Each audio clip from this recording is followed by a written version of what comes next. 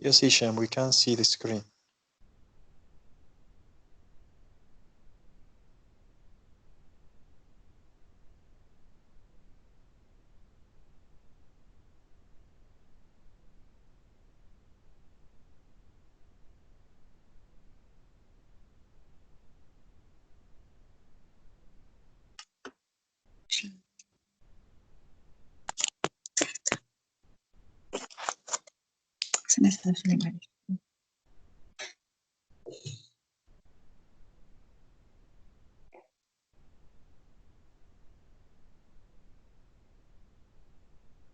Welcome, Mrs.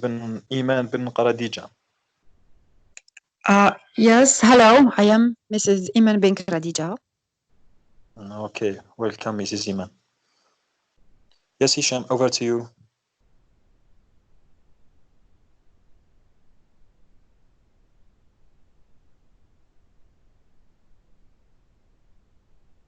Okay.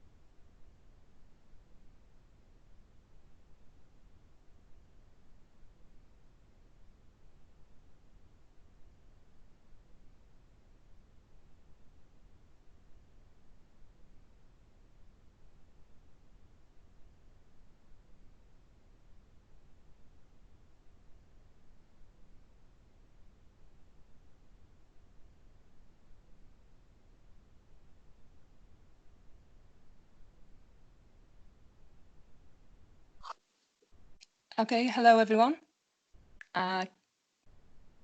Is my voice clear? Yeah, it is. I confirm.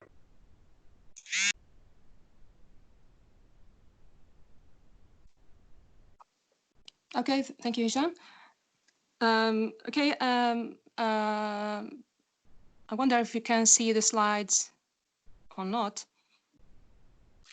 But as we have already mentioned, that our topic today is about long course syllabus. So when I read the title of today's webinar, the first thing that came to my mind is the teacher's complaint at the beginning of each school year. So at the beginning of each school year, we saw posts on Facebook or comments, or even we hear some colleagues complaining about the length of the syllabus or about the big amount of the words that they have to teach their learners, or even about the texts that were designed for a higher level learners and that they don't suit the level of the learners. So Hicham, as teachers, what are really our duties or responsibilities, or if I may say, what shall we do to reach better learning outcomes?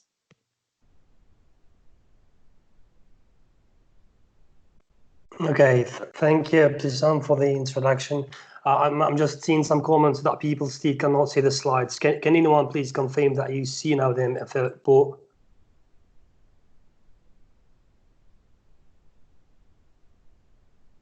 Okay, seems that right. Perfect.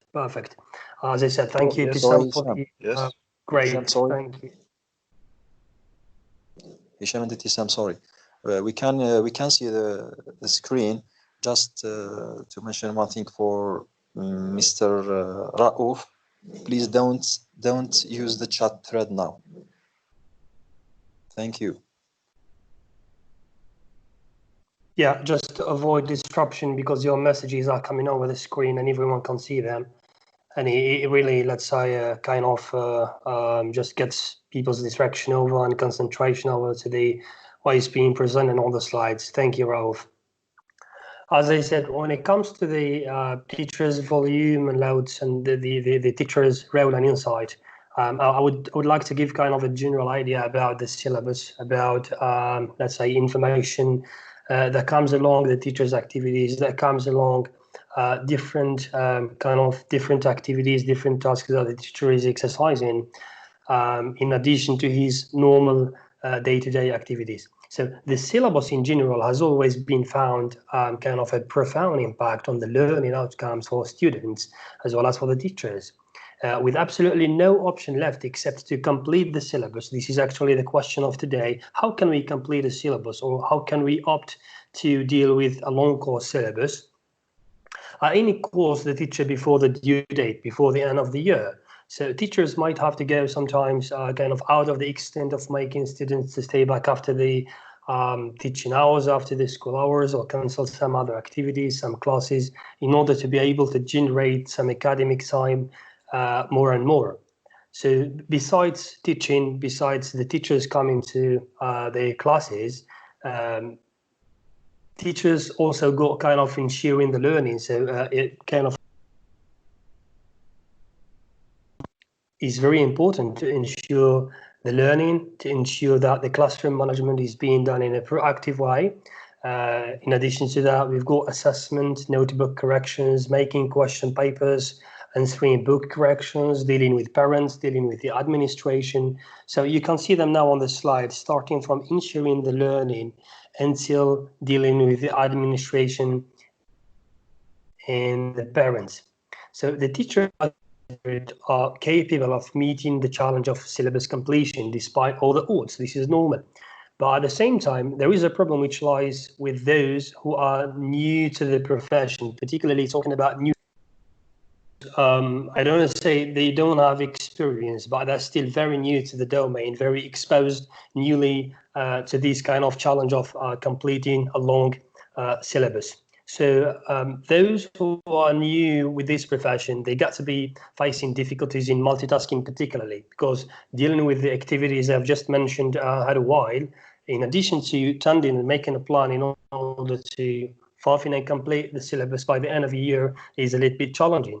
So the net result is to generate kind of extra hours within or outside the school timing, be it an experienced teacher or not an experienced teacher, in order to complete such a concept, which requires, I don't know, 4 hours, 6 hours a week, 10 hours a week. It depends on the level, it depends on the stage, it depends on the classes, as well as the syllabus, kind of the curriculum you are going to be involved in. So it will certainly have a very big impact on the learning outcomes. And at the same time, these ways, they only help the teachers to feel satisfied that they are doing the right job, that are trying to complete their syllabus. So it stays the question, I mean, how we as teachers, in addition, or including all these activities, including all this volume, are able to tackle and are able to complete the syllabus by the end of the year. So yeah, what matters is the personal commitment to the primary responsibility. So teachers have got primary responsibility and at the same time got secondary responsibility. Well, all of us know what a primary responsibility, what a kind of a secondary or a low importance responsibility from ensuring a learning which is sustainable and not simply teaching. So all other responsibilities are secondary. In no case should a teacher afford to interchange the primary and the secondary responsibility in order to achieve them in a term of kind of a very specific goals. And this is not very sustainable. So one of the problems that really gets generated with a long course syllabus is that the teacher will not be able to manage kind of a coordination or to make a relation between the primary and the secondary responsibilities. I just got a question to anyone of you present here. What are some of the additional responsibilities you are being assigned to within your classrooms, within your schools, besides ones which are mentioned in my slide?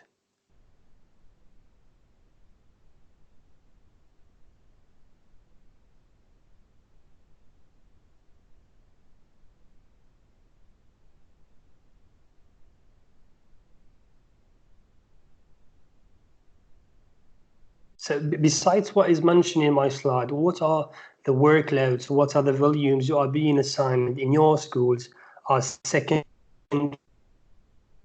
as primary responsibility, which is not in the one of you can just tell us about some of these assignments that are being done to you.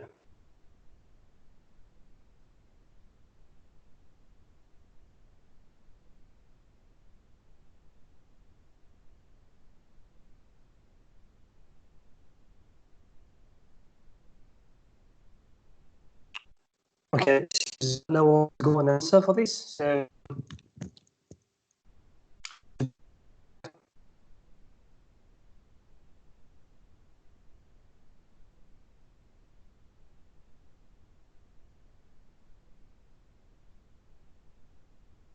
Yes, Hisham, I think that this slide covers all what the Algerian teacher, specifically the Algerian teacher, covers in a class. I think that these are all the responsibilities.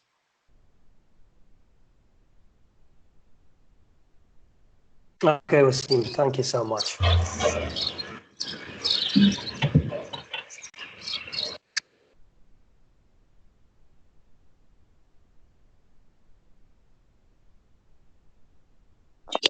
I think in addition to what is mentioned here, there is a kind of other tricks that a head teacher of English inside the school can have, like trainings, making a report, planning for moderation, and instructing the other teachers. Thank you. All right, that's important. That's interesting to know. Thank you. Anyone else?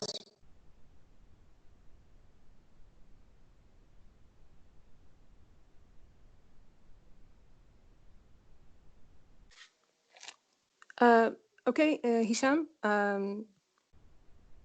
as you said, okay, so there's something that we agree about. We know that the syllabus and the topics within are something that is compulsory. I mean that we are obliged to follow. But how strictly shall we follow the syllabus in order to communicate with the students' needs?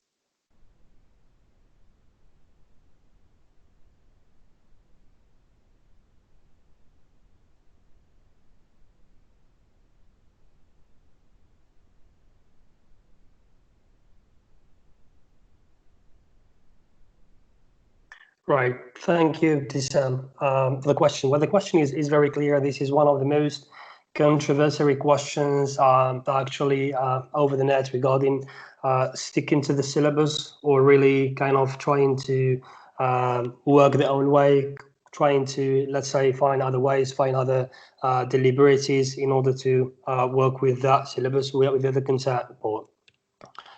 So, as I said, between the long syllabus and between the long irregularities, so one of the most important aspects of today's webinar is that we are going to see kind of different elements, different aspects of the irregularities, the long syllabus, the way we do kind of sort this out, how to cope with a long syllabus. Well, let's say, when it comes to the learning irregularities, we do have kind of between 15 and 20 irregularities, and I've taken the most important one. Starting from the retention. Well, an irregularity, it means a problem that is caused by a long course syllabus. So when it comes to retention, teachers are kept back from tracking the academic progress of their students, and they pivot the whole time to stay in sync with the syllabus module. So kind of teachers really, they do not have a chance in order to kind of dig into the information, dig into the improvement of the language skills of students, as well as getting them into expose a new word of information, expose a new word of activity. So this is one of the syllabus. So the first one is retention. And in relation, we do have loss of academic time. So the loss of academic time covers the knowledge and the skills, also reverses in academic progress, and most commonly the extended gaps or the discontinuities in students' education. So here kind of there is inadequate amount of time that is not devoted to the development of the students' skills. And this is really one of the things you cannot see at the very beginning of the stage of your year, when you're, for example, getting to start in a year, 3 months, 4 months. But this is something you can start seeing after 8 months, after 9 months, after, for example, the first year ends, and you can see the loss of academic time and its impact, as well as its kind of consequences and solvers. In another relation, it gets to the preservation of the real-life contextual relations. So preservation of real-life contextual relations, theoretical vocabulary that is given to the students, and they are not going to use. The students, they can get familiar with such knowledge, with such vocabulary, but unfortunately, this is not something that are going to get exposed outside of their schools, and they won't get kind of that much benefit from kind of their theoretical vocabulary. So it's called preservation, since it really preserves the skills. It preserves the knowledge that is being acquired by students to be put into practice in a real life situation.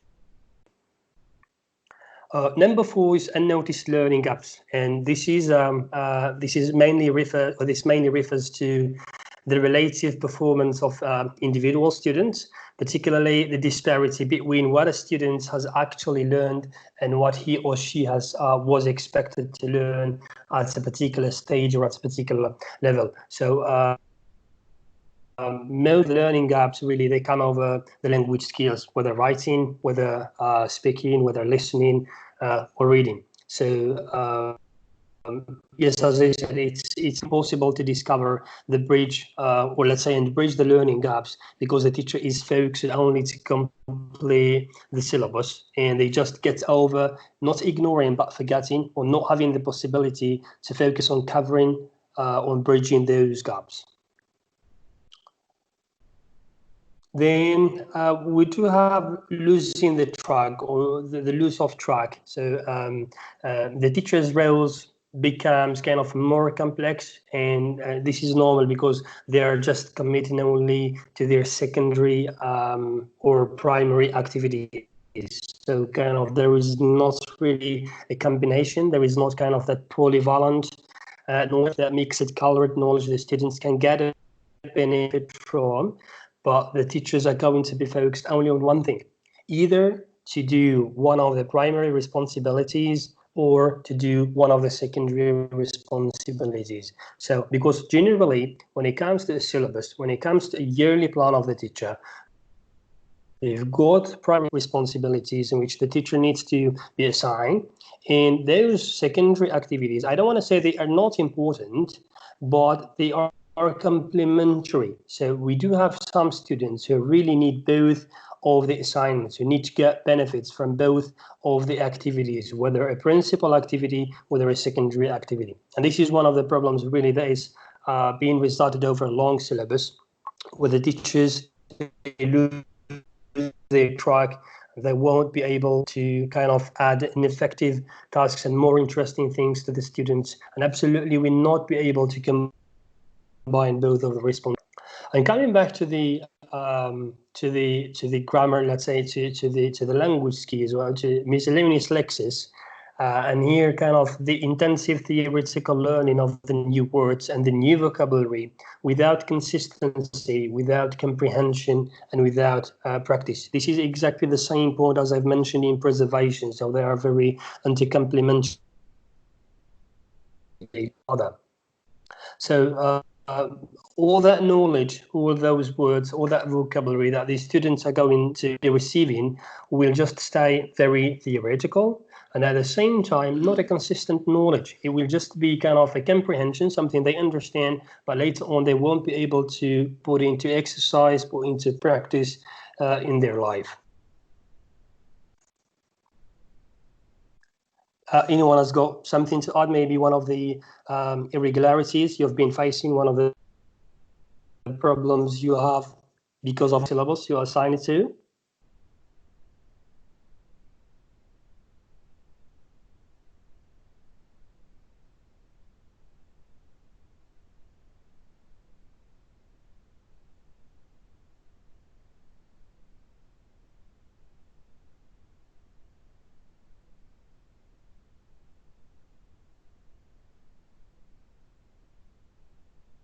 Okay. Seems that no one has got something to add about this slide.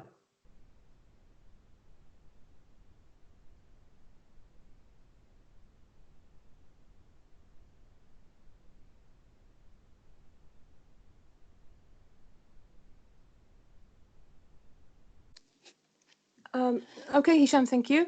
Okay, in this case, in the case of the long syllabus, as you have mentioned that, or as we can see here in this slide, that we can improvise. So can you tell us what is improvisation, or how can we improvise?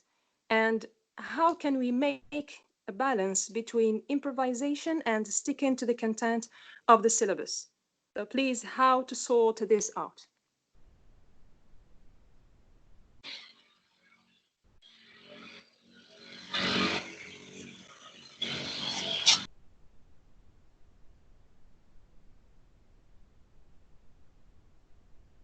Absolutely, certainly. So when it comes to the question on how to sort this out, how to fix this problem, or before we get to understand or to speak about what is improvisation, or how do we focus on that and improvise, we have to understand that the syllabus as a concept is just a shackle. It's just kind of a box of information. It's kind of a policy. It's kind of a written graph and set and assign it to some people within some strategies, within different environments. So as I said, the syllabus is just a shackle and not really the real environment the teacher tends to create in his classroom, in her classroom. In addition to that, teaching is contextual, and it's very hard to discuss dependence on the syllabus because the discussion would depend on the syllabus at that time. I personally believe that we can work with a fixed syllabus. This is very normal, but flexible in class content, since the way the students grasp the information, the way the student grasp the concept is really different, and it differs from one student to another. So some students, they grasp the information and the knowledge and the concepts effectively, and the others, they really kind of with some lateness. The others, they really have difficulties in order to kind of catch whatever information, whatever knowledge the teacher is sharing. From an academic perspective, you really need to make sure not to change or modify the syllabus or its basis, as this may cause some legitimate events, may cause some legitimate kind of problems related to a general policy the educational institution is setting for its kind of academies. So we need to think on how students will test in exams, particularly if you ever think you would like to change the syllabus. You would like to modify topics, you would like to make kind of a big change, particularly to its basis, to its principles. The only thing you need to think of is how students are going to be assessed, particularly talking about official exams, end of stage exams, like the primary end of stage exam, the secondary end of stage exam, as well as the high school end of stage exam. So other things really that is got a very big impact in case someone tends to change something in the syllabus, particularly basis and principles, it's going to get impact over the assessment of students. So as I have mentioned, yes, we can improvise, we can kind of focus on content and choose topics, try to make kind of our own creative way by selecting relevant content that allows for some moderate degree of flexibility, but not touching the basis, not touching the principles of the general. So why we cannot use our own way? Let me answer this question before we start discussing this slide. Why I cannot, I mean, every teacher can get to ask a question to his inspector, to his director, or to send kind of a general kind of hashtag over internet. Why I cannot use my own way to teach and I don't need to focus on that syllabus? So as a teacher, it would be morally irresponsible to say this is my own thing. I don't want to use the syllabus. And I want to teach another syllabus, or I would like to use my own kind of my own design of the syllabus, my own design of topics. At that time, your students would then be ill prepared for the assessment and would probably fail tests and examinations I've mentioned a while ago, especially talking about end of stage exams. So whenever it is possible, the best solution, I believe, is to opt for a right educationally and ethically syllabus. So yes, our educational system and our syllabus that is assigned to us as teacher is very educational, is very ethical, to stick to it, to work with it and to respect it, very certain. But at the same time, there are kind of gaps. There are things we could kind of take our own initiative, take our own creation and creativity into making things maybe the way they suit us in a better way, particularly they suit the students and their learning abilities. However, the learning experiences are the teachers to create, and the teachers should have a special liberty to be creative and as necessary as much as possible in order to provide students with meaningful learning experiences. So we've got a syllabus, we've got a teacher, and we've got a learning. So the teacher can use the syllabus with an effective way, with a new, innovative and creative way in order to create a special learning experience that suits the students' capabilities. So things we need to consider generally is that we cannot improvise if we do not master or at least know our syllabus. So one of the things you need to really put in mind that if you would like to talk about doing your own or trying to improvise, trying to find a better way, executing some topics or teaching some elements of your syllabus, you need to be aware, you need to master, at least know your syllabus. And at the same time, put in mind that improvising or doing your own way can be before the lessons, can be after the lessons, can be out of school, can be at any time, even before the beginning of the year. So these are just two elements I would really like that every one of us to consider. So now when it comes generally to the question Ibtisam asked me a while ago, let's say, should we stick to the syllabus, or we should just use our own way, kind of improvise and focus on the content? Yes, we can use our own way, but in a way that we keep the fixed syllabus and kind of choose the content, rely on creating a new experience, respecting the topics, maybe respecting the policy order that is mentioned in that syllabus. So generally, when you ask someone, or you ask yourself about what improvisation is, it comes to the mind that it's kind of the act of coming up with something on the spot, the act of coming up with something new, with a new modified strategy, with a new modified act or an action. An example of improvisation is a set of actors, for example, performing without a script. We all know favorite actors, and we know that they never use a script in order to perform on the stage. But when it comes to improvisation in teaching, it is the act of transferring new existing pieces to newly made combination with a purpose. These pieces, they could be problem-solving situations, they could be a lesson plan, they could be a plan, they could be even a topic, a text or a procedure, and even a bit of information in which the teacher or the students, they apply kind of method or tools or some adjustments and modifications with a full flexibility. Anyone has got kind of an experience with improvisation, for example, on the stage teaching, depending on really your teaching experience. Anyone maybe to give us a hint about how you perceived improvisation before the very moment?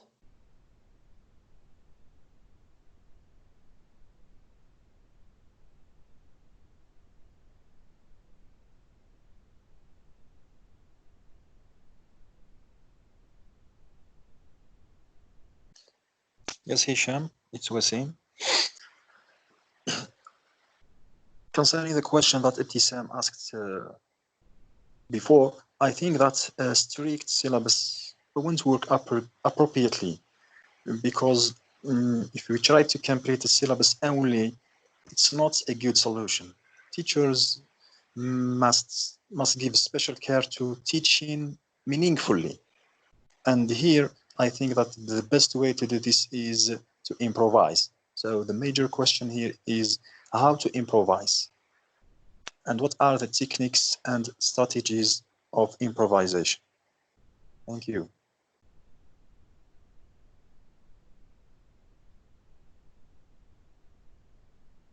Thank you, Asim. Anyone else, please, might is got experience about improvising or while teaching, while performing on the stage?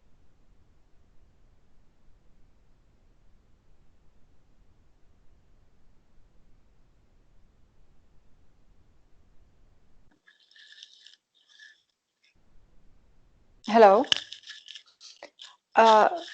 So there are some teachers who choose to start the syllabus, and okay, I'm sorry. There are some teachers who choose to start their syllabus.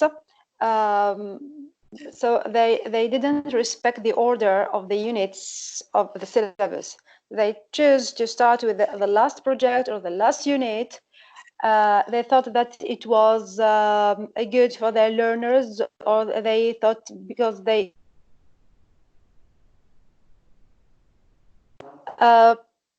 so here with they didn't take in consideration that when we are planning our syllabus, there is always, we can wait for a bump on the road. So, for example, the corona here, it is an obstacle. It is an obstacle. They couldn't reach their goal. So they started with the first unit, the last units of the year. They didn't respect the order of the units.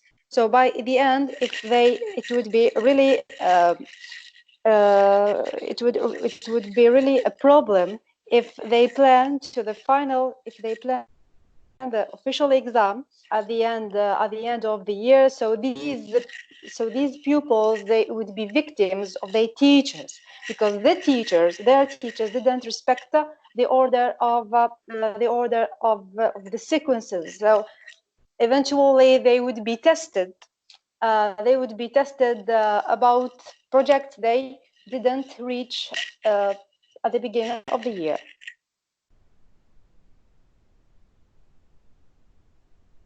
Right, thank you. That's exactly what I've mentioned.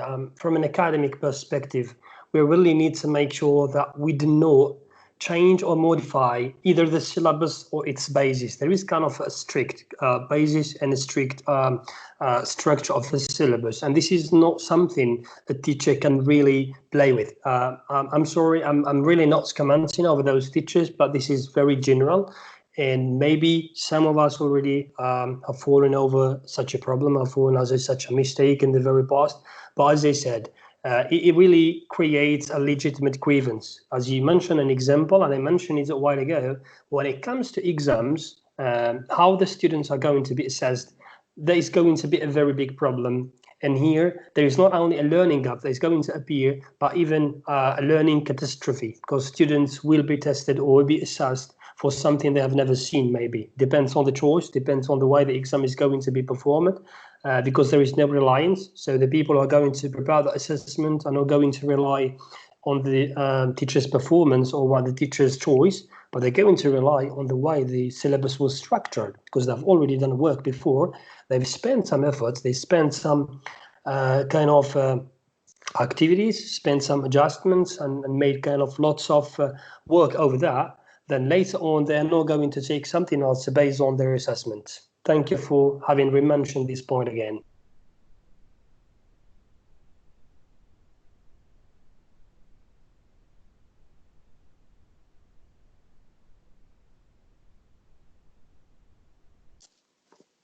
Okay, thank you, Hicham. Okay, you said that some points in the syllabus are fixed, but as we know that the context differs from class to another, or as one of the participants mentioned in the last webinars, that each class is unique. So can we at least change those points in a critical way? I mean, can we get out of the box without getting out of the topics? Is there any way to change at least a little bit? I'm a kind of begging. Okay, that's a very important question. But before I get to answer that question, I would like to mention some of the important fundamentals, some important principles of improvising. So a person who needs, a teacher particularly, who needs to improvise, needs to know or needs to consider particularly these principles, these 4 principles. The first one is trust and acceptance. If you are a teacher and you are tending to improvise within your syllabus before your class or while you are in class already, you need to trust yourself. You need to make sure that you've got a full understanding of that syllabus and its objectives. And you need to make sure that you are taking the right steps and you're taking the right way in order to reach similar goals or similar objectives. And you need to accept really the objectives that are set in the syllabus. So for example, when it comes to one of the unit of your syllabuses, just something like by the end of this sequence, by the end of this unit, students will be able to learn this, this, and that. So as I said, one of the fundamentals, if you want to improvise, you really need to accept, you really need to trust yourself and make sure that you're going to turn those ideas to new possibilities, taking the same path or taking the same way to reach similar objectives which are mentioned in your syllabus. Then the second one is listening and spontaneity. So if you are a good kind of listener, particularly teachers must be aware of the partners with whom they are co-creating the order in order to increase the understanding, in order to kind of create new communicative, let's say effective communication between each other, between the students and the teachers, between the teachers and the teacher. Kind of the attention, the initiation, and the action are also very big key factors to opportunity creation. So if you listen to your students or to your colleagues, to your trainers, to your inspectors, you are going to kind of have an idea of new opportunities, and you will be able to create a new experience with certainly your spontaneous character in that class. The third one, which is storytelling and warm-ups. You would ask me, I mean, even one would ask the question, why do I have to know storytelling and warm-ups in order to improvise? So here's the question, that's very normal. This strategy often results in memorable content, particularly I'm talking about storytelling. Storytelling most of the times really creates a memorable, a consistent, and a maintained content in the students' minds, particularly. And when the teacher develops the ability to create story on their dialogues, this is kind of an improvisation way, kind of an improvisation technique that really creates fundamental and consistent learning experiences, particularly to students, in order to make sure that those information or that knowledge you are transferring to the students is memorable. And at the same time, warm-ups, they provide the opportunity to create a safe environment. Particularly with the warm-ups, kind of you are building a trust and you're kind of making the students feel free to explore the world of information you are giving them. So these activities mainly focus on changing the teachers from improvisational mood to improvising mood, particularly verbally or physically. And the last one is the non-verbal communication. This is actually a facial, it comes to facial expressions, it comes to the body language the teacher is using. And this involves the use of kind of different techniques, particularly to communicate your attitude, to communicate your character, as well as the trustworthiness of what you are teaching. Here we can just kind of impersonate a story that is mentioned in the book in one of the parts of the units, about a story, about an event that is happening, about one of the catastrophes of the world, and things like that. Anyone has got a question? Maybe with your experience, certainly, you've got some of the principles you are basing yourself on most of the times in order to improvise.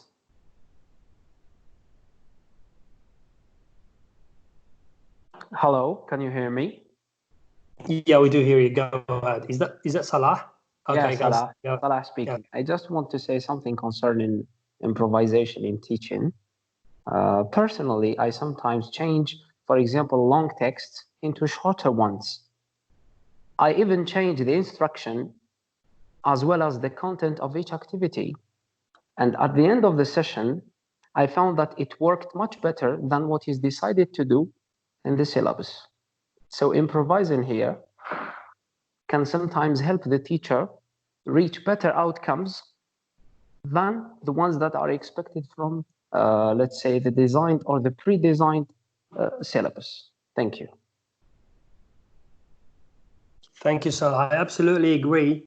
As long as you respect the basis, as long as you respect kind of the structure and the policy order that's been assigned to you as a teacher from official sources, you really are free to make sure that you do choose the content, you do change text, for example, change the activities, but at the same time, you're going to reach the same goals and you're going to get a better, kind of a more effective outcome over the improvisation process you've done. Thank you. Sorry, Hicham, it's Wasim. Go ahead. Thank you. In addition to what Saleh has just said, there is something very important, which is differentiation. Sorry, here we can or we must talk about differentiated instruction, because teachers teach individual students with different learning styles, with different backgrounds, different abilities. So here, differentiation connects the content of the syllabus to the students.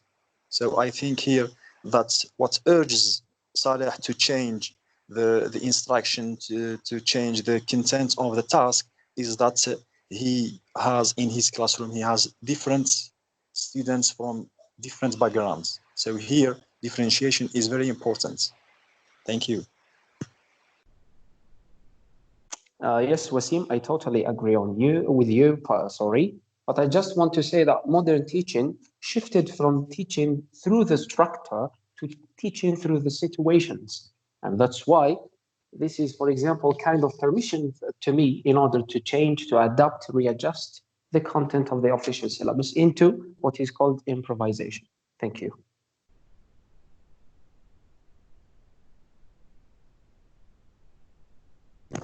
Thank you, Salah and Wasim. And I absolutely agree, since flexibility and improvisation are kind of an act of responsiveness to new generations teaching, to new generations implementation of teaching processes over the qualities, over the exudes, as well as the supervision, the new mode of supervision, the globe of teaching. And really, we've got different reasons, we've got different circumstances we are living while teaching, whether they are related to kind of policy, whether they are related to the background, whether to the social culture. There is absolutely no prevention. There is absolutely nothing that prevents us from improvising within the right content, within the right context, making sure that we do not harm, we do not morally get to the allegiance, get to the grievance of the legitimate grievance of our syllabus. Coming to the question that Ibtisam asked me a while ago about the context, about how do we improvise generally, or what are the contexts, or what are the things we could put into the subject of improvising. I just wanted to say that improvising is usually combined with different guides, with different blueprints, and it is flexible. This is the second time I'm mentioning it. So it could be in class, it could be after class, and it could be before class. So you can improvise your lesson before you get to the board. And you can improvise your lesson while you are already teaching your students.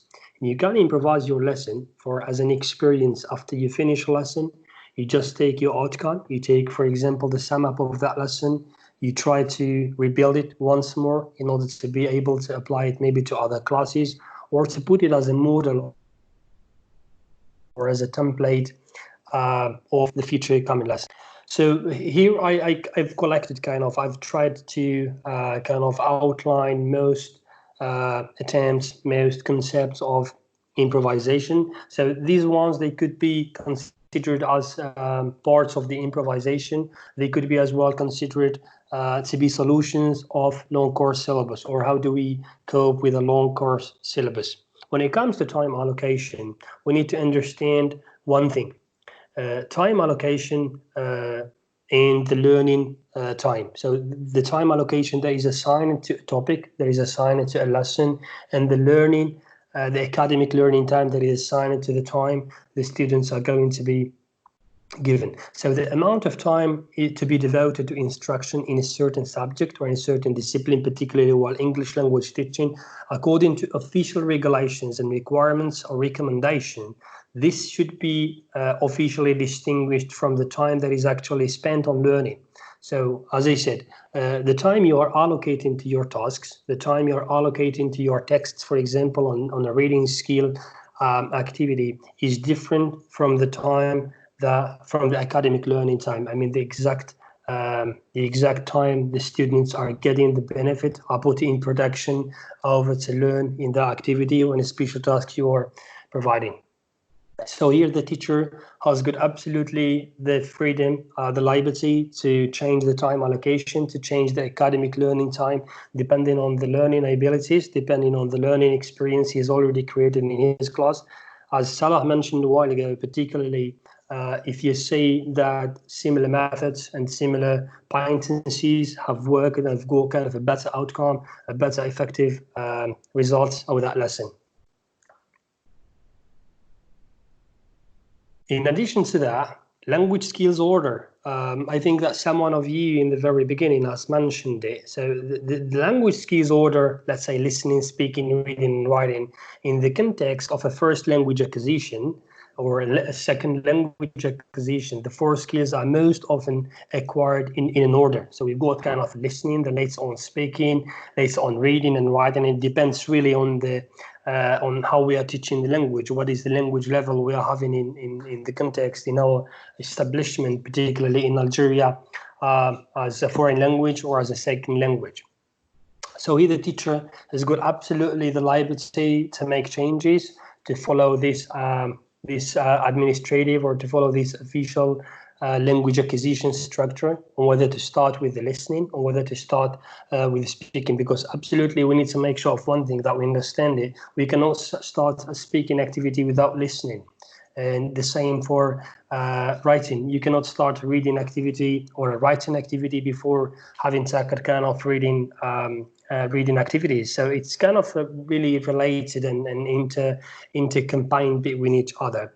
And here, the teacher has certainly got the ability, by talking about the same unit, talking about the same sequence, the teacher is able to make changes or to reorder his lessons or his topics, particularly in one similar environment, in one similar sequence or unit, in respect to the order of language skills.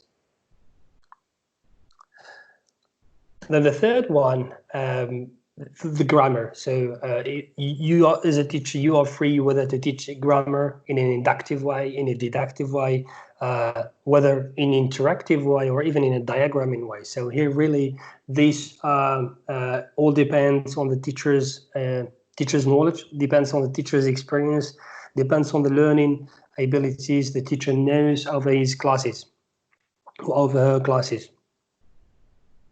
So these are three elements, really. I wanted to make sure that they are a little bit separate, since I'm sure they are taking part of your books, your course syllabus. And I don't want to go into details. I'm sure that all of you have got kind of an experience on trying to do the best for your students, on trying to make your teaching more proactive and more effective in relation or against your students' requirements.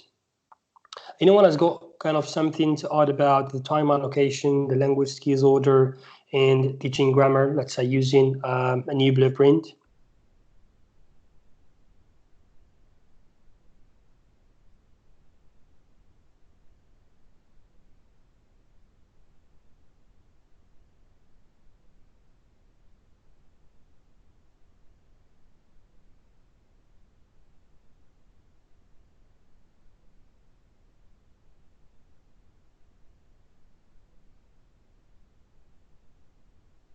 Hello, can you hear me?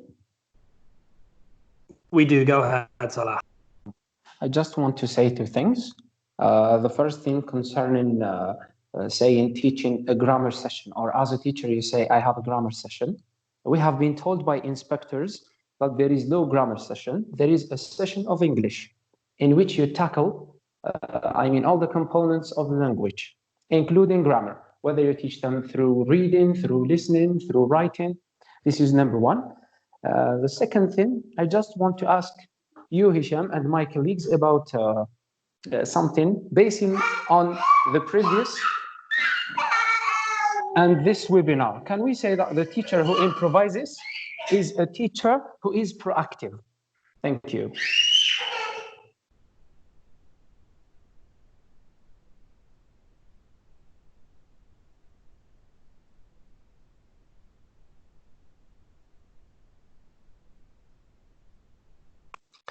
Salah, thank you for the question. If I might understand well, the teacher who improvises, a teacher who is kind of getting more creative and innovative in his teaching, is a proactive teacher or not? So that's your question, right?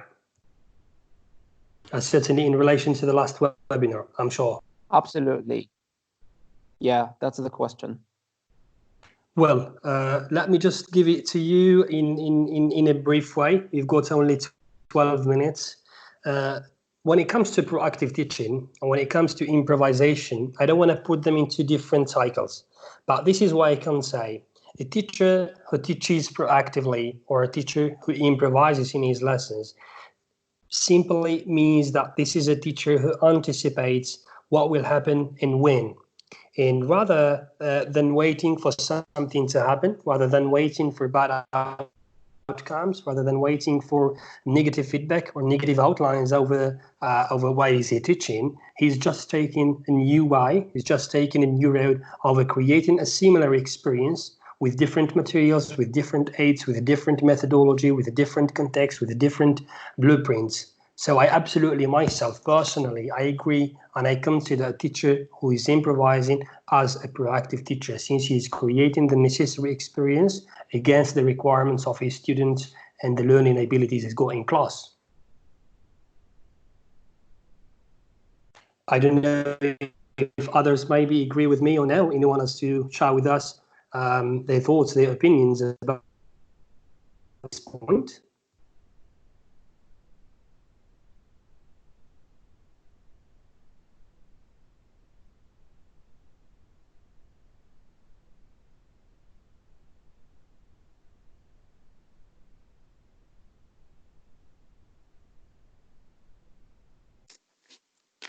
Yes, of course, I 100% agree with you, Hicham, and happy with the little changes that you talked about. Thank you. So, Salah, you've got two answers. I don't know, maybe others certainly agree and have got the same opinion as we do. But as I said, really, this is very important as well to understand, since classroom general management is very essential in teaching skills. When it comes to proactive classroom management, this is absolutely based in organizing the classroom in a new way, or let's say making that classroom organized in a way that creates a positive and a physical and emotional environment based on new strategies, based on a new content that is derived certainly from a very strict and fixed source, which is the syllabus. So the teacher here is kind of a card holder and a game changer. The more you get to improvise, the more you get to create a new experience, to focus on the content, certainly, in order to amplify the students' abilities, the more you get to be considered as a proactive teacher. Thank you, Salah, for the question. Really, you got to make kind of a relation between this webinar and the last one. So just reminds me of a lot of things. Thank you. My pleasure, Hicham. Thank you for clarifying this point. Please answer my second question. It is said that there is no grammar session. We have an English session. Thank you.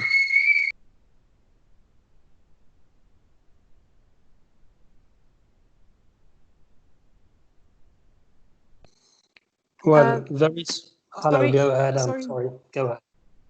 Sorry, Hicham, I just want to ask, I have a question for Salah.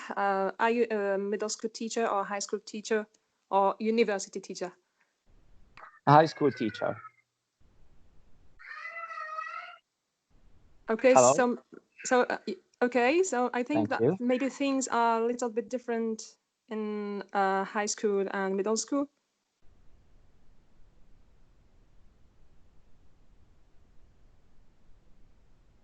Well, when it comes to generally talking, let's say from an academic perspective, from a linguistic perspective, we've got to understand that grammar is just a set of structural rules governing the composition of clauses. And those, or the composition of these clauses, that we have to understand the clauses are the language skills, which is speaking, reading, writing, and listening. So it's kind of something natural, something that needs to be involved in everything. A student who knows how masters grammar, he speaks better. A student who masters grammar, he understands better. Students who masters grammar, he writes better. So kind of, as I said, this is a natural rule that has to be included in all the terms, in all the clauses of the matter or structural concept. With all its parts, with all its elements, whether it's phonology, morphology, whether it's syntax, whether the complemented phonetics and semantics are in the paradigmatic word normally. As I said, it's a natural thing that needs to be involved in all the clauses of the language structure. I don't want to say that I agree with anyone who says there is no grammar session, since this is actually something that exists in different countries. We have a grammar session, but generally talking, yes, grammar session cannot be just kind of a standalone session, since it needs to be consolidated, it needs to be merged and wrapped with different skills, merged and wrapped with different language.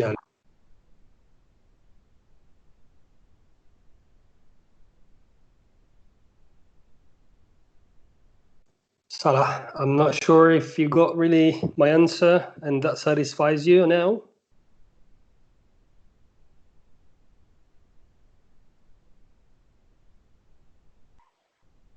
Sorry, Hisham. It's Wasim. Go ahead, please. Thank you. I think that Saleh means the way we teach grammar. It means the procedure we follow to teach grammar.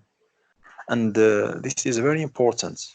And I myself hope to tackle this as a separate topic in a separate webinar, because teaching grammar is not that easy, especially for novice teachers.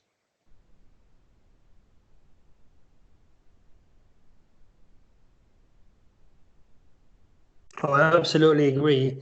And so my answer was kind of in a general way, just to answer the question of having a grammar session and no. But as you said, the method of teaching grammar is just stays an approach that focuses on the instruction, focuses on the practice, focuses on the way the teacher needs to be kind of tackling a grammar task. But as I said, this is a natural element that needs to be involved in all the language clauses, in all the language compositions, which means the language skills.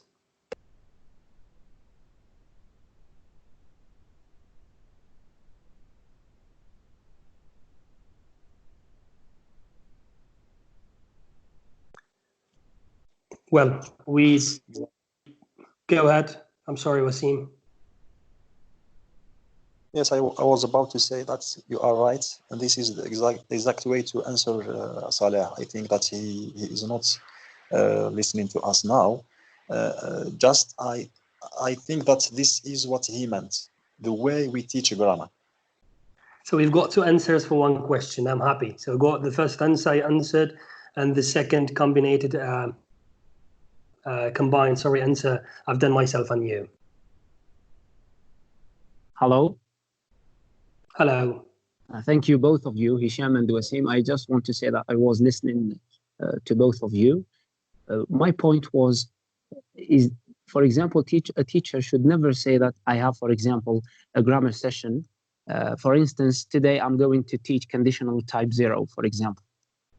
Teachers should not think this way. They should think that they have a session of English. In one way or the other, we should integrate this grammatical point. This is my point. Thank you. Okay, Salah, maybe because we are going to teach grammar through context, or teaching grammar in context, that's why we are going to say that we are teaching teaching English. Exactly. That's my point. Right. So just to make sure that I certainly understood the question, that's okay. As I said, this is something that exists since a long time ago, and it's not really easy to change kind of a notion or a tendency over the way the people are, or the teachers particularly are saying they've got a grammar lesson, they've got a grammar session. Yes, the grammar session, let's say, or the grammar practice as a bulletin generally talking about it, as a linguistic aspect, cannot be taught as a standalone task. This is something to understand. Or maybe this is the reason you've been informed that you cannot say that you've got a grammar lesson. Yes, because it needs to be integrated to let's say, an English aspect, an English language learning aspect. That's why maybe you've been informed, you've been assigned to say, I've got an English lesson where I'm going to integrate grammar, where I'm going to integrate grammar with similar language skills, for example, language, speaking the language or listening to the language, and reading and writing wise.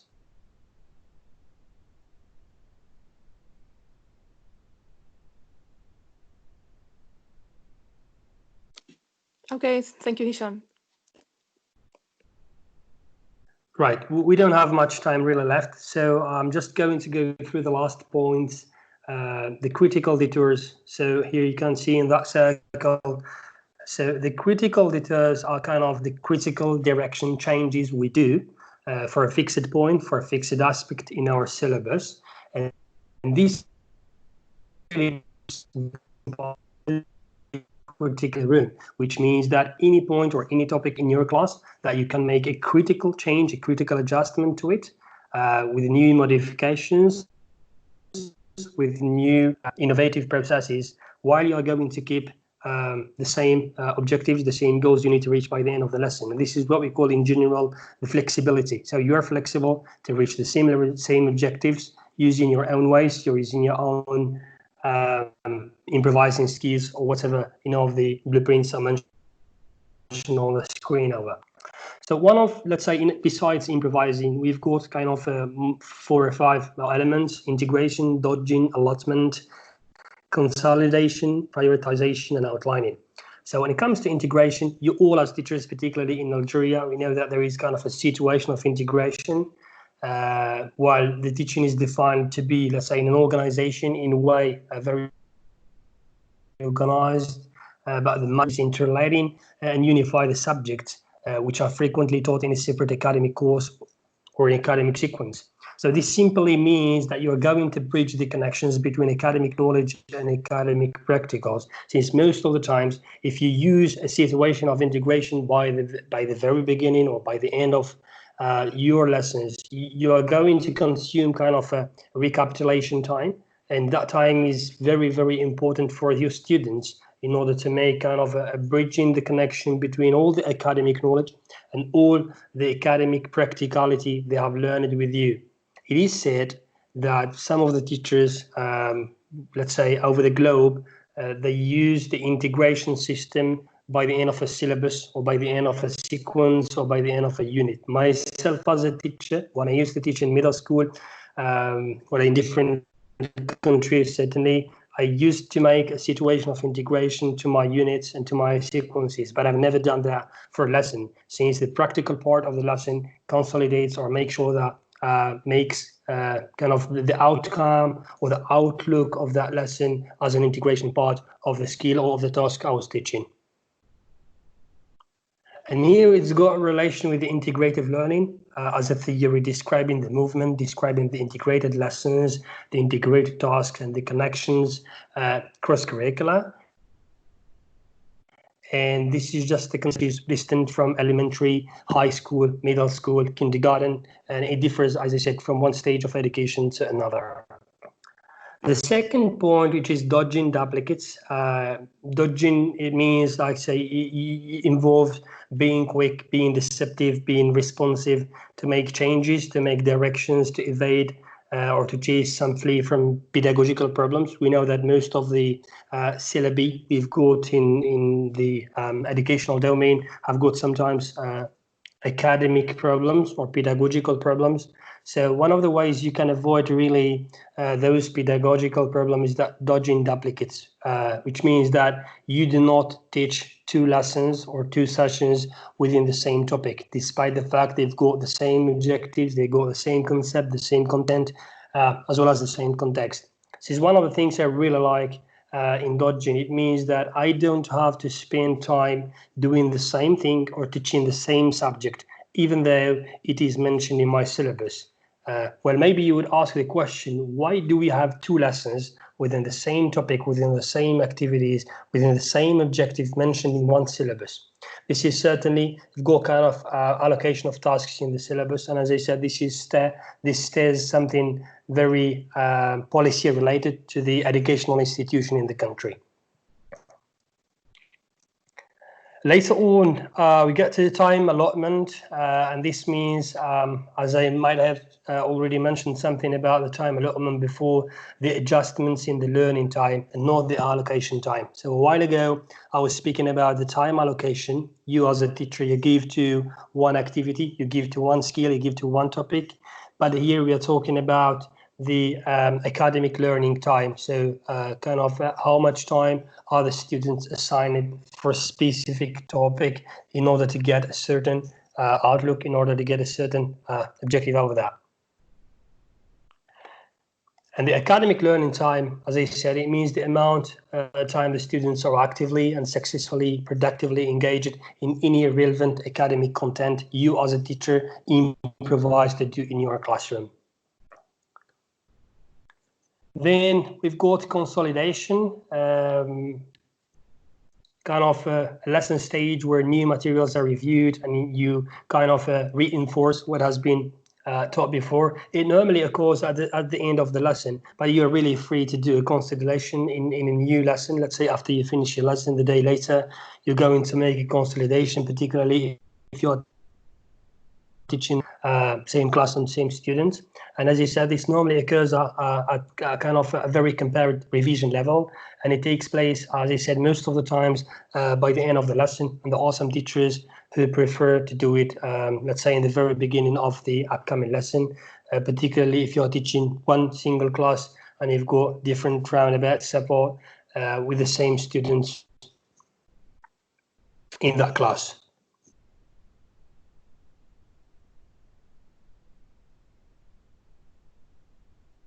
Then prioritization. This is as well one of the notes you've raised a while ago. One of the participants has spoken about teachers. They do priorities and they prioritize the topics. They prioritize the sequences the way they want. And suddenly we've got kind of a global problem in which everything is stuck. So teachers are not working, students are not studying. Then later on we need to think of assessment. So prioritization really takes place when the brain distinguishes the main ideas from the low relevance details. So as I said in the very beginning, if you would like to use any of the improvisation techniques or blueprint, you need to be aware of the topic. You need to be aware of the syllabus, or at least have an idea what is P1, what is P2, what is a request, what is a problem, what is an incident, as a definition, let's say, of a syllabus course or syllabus pattern. So as I said, it really it also kind of works when students plan how to invest their time, and at the same time this time, or this investment of the time, is something that is instructed by the teacher. So I would like to pay attention maybe when you're trying to prioritize the topics, when you're trying to prioritize the sequences as well as the units. Maybe get in touch with other teachers. Try to have a better understanding, a clear outlining, an outlook over the syllabus structure, maybe particularly with your inspector, if it is possible, and you've got kind of daily catch up together. The last thing, which is outlining or summarizing, if I might say it in another word, while identifying the main idea and the most important facts, this is something Salah mentioned as well. Then kind of writing a brief overview that includes all those key ideas and details. So this is a very vital skill for students to learn, as well as for teachers to make sure that they do not spend, let's say, enough time, or let's say overtime in things for students' abilities, which are useless against the students' requirements.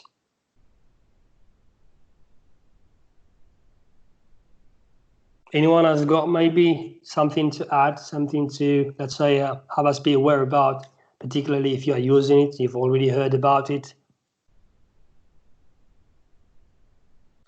Yes, sir. I want to just add one tip to guarantee a successful year, which is scheduling. So when we schedule our units well, we have to pay close attention to the school calendar. So you will need to consider scheduled days off, such as the holidays, professional development days, or spring breaks. So there will be always some kind of events going on, but should avoid colliding with the major events that will affect our students. So the second one is building flexibility into our planning so that we can easily adjust when the unexpected occurs. Exactly what we are living these days, the coronavirus, for example, or our absences. So there is no way to plan a curriculum without some surprises. So these practices will help us to create flexible curriculum that will help us to guarantee a successful year.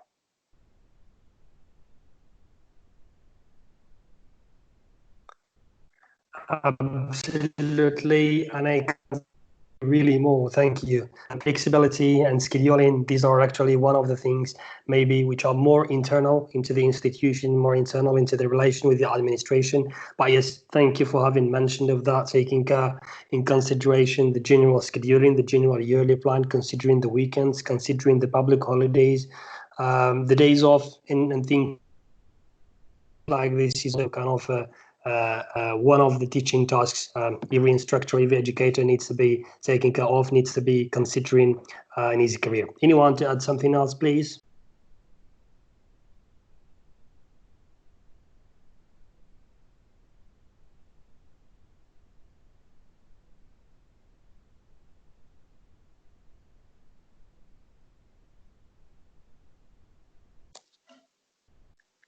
Okay, Hicham.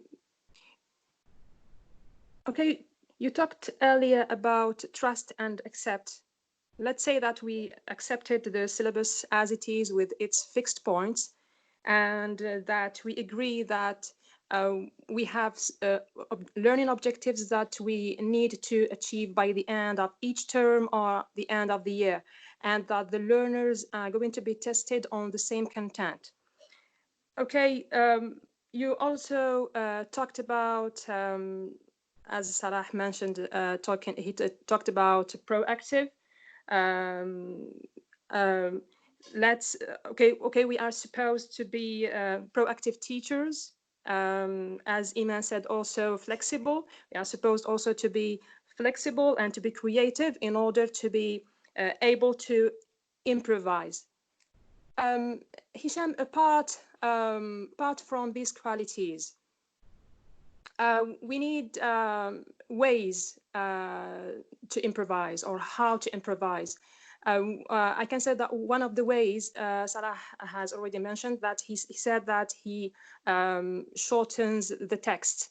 I myself create a new text, my own text, but without getting out of the topic. But are there other ways, or if I may say, would you please tell us about other techniques of improvisation? Certainly. Thank you for the question. As I said a while ago, we're really kind of running out of the time. So I will go through the big C, kind of the improvisation techniques quickly. We all know the words, all are familiar about these terms when it comes to creativity, and the way you change the focus, the way you make your own style of text, for example, your own style of materials, flashcards, or whatever aids you're working with. Critical thinking is as well one of the important things a teacher needs to be skilled with, while you react to immediate opportunities and make sure that you get outside of your box and try to kind of respond to the students' needs, not just what you have yourself, but as well with the suggestions of the students or the opportunities which are arising during your lessons. Then comes collaboration as well is another aspect. So if you move the lessons on when the possibilities are exhausted and you take part of the temper. So collaboration is not collaborating with other teachers, but collaborating with the students themselves, collaborating with your syllabus, collaborating with the temper of your class, with the dynamics that you've got already assigned to your class. So if you ever think that your possibilities are exhausted, I mean, the possibilities in your class, and the students are not responding to what you are teaching, they're not able to understand, make sure to collaborate with that temper, make sure to take a change, make sure to make some modifications or to improvise in an effective way that really gets the students' attention and have them kind of to the normal dynamics you've got already set up in your class. Another one is it goes to that track consideration for when improvising with different teaching strategies. So you need to consider not only your way, but you need to consider what's being taught generally in the world, what's being offered to you by your colleagues, by your inspector, by the institution itself. So there are really different strategies, there are really different learning abilities you need to consider while you are teaching. So changing from, for example, the competency-based approach to the direct method, to the regular method, to the indirect method is very, very important as well to make sure that you are able to improvise. The other two last ones, communication.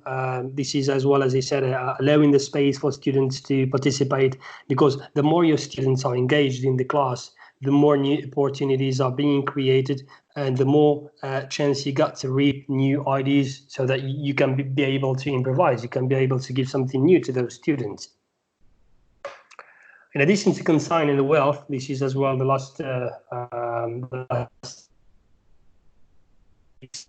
which is stopping particular students from dominating the class. You open, as I said, general encouragement to all the students to take turns, to take part of the learn class. Also opens a very, very good opportunity for you to discover new skills, to discover new abilities in which you are going to adapt and allocate yourself so that you can improvise and you can do what suits those abilities.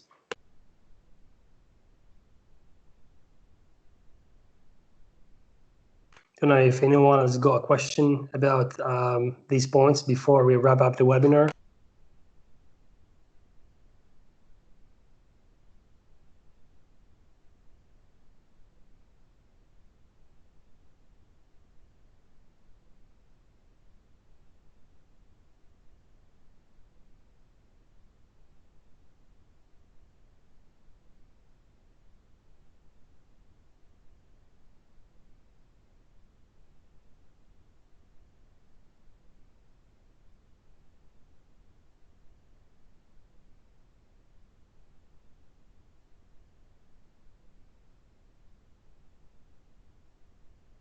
Anyone has got something to add before we wrap up the webinar?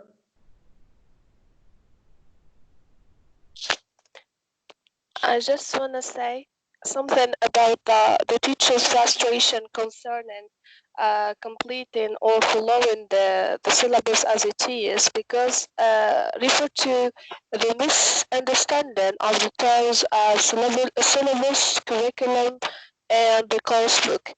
And here they are free to prefer their syllabus, demonstrating the content of the curriculum.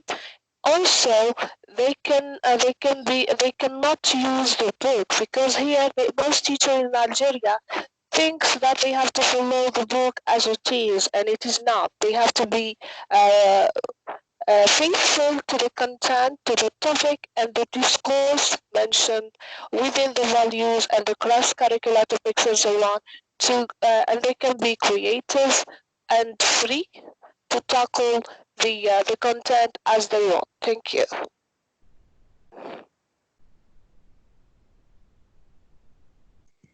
Absolutely, absolutely. Thank you so much for this hint. Anyone else, please?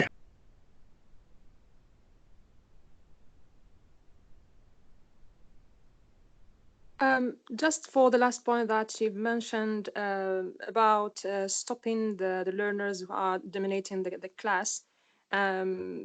Yes, as a proactive teacher, we need to stop them and to give opportunities to the other learners in order to avoid some negative behaviors like bullying, for example. Thank you. Absolutely. Thank you for adding this point. Thank you. Well, as I said, as we are running out of time, we really need to make sure that we wrap up the webinar as soon as possible. If any one of you doesn't have any further questions, I would like to take the opportunity to thank every one of you for having taken the time and the consideration as well as the attention to attend this online event once more. Consider the 7th one. I'm looking forward to seeing you in our upcoming webinars. And thank you very much, everyone.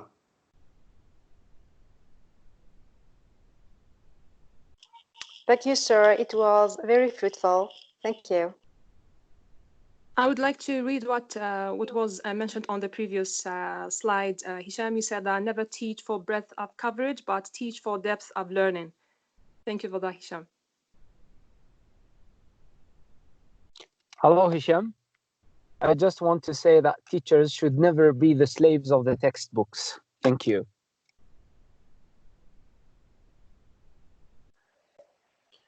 Thank you, Hicham. Thank you also, Ibtisam. Thank you for all the participants for joining, for sharing your experiences.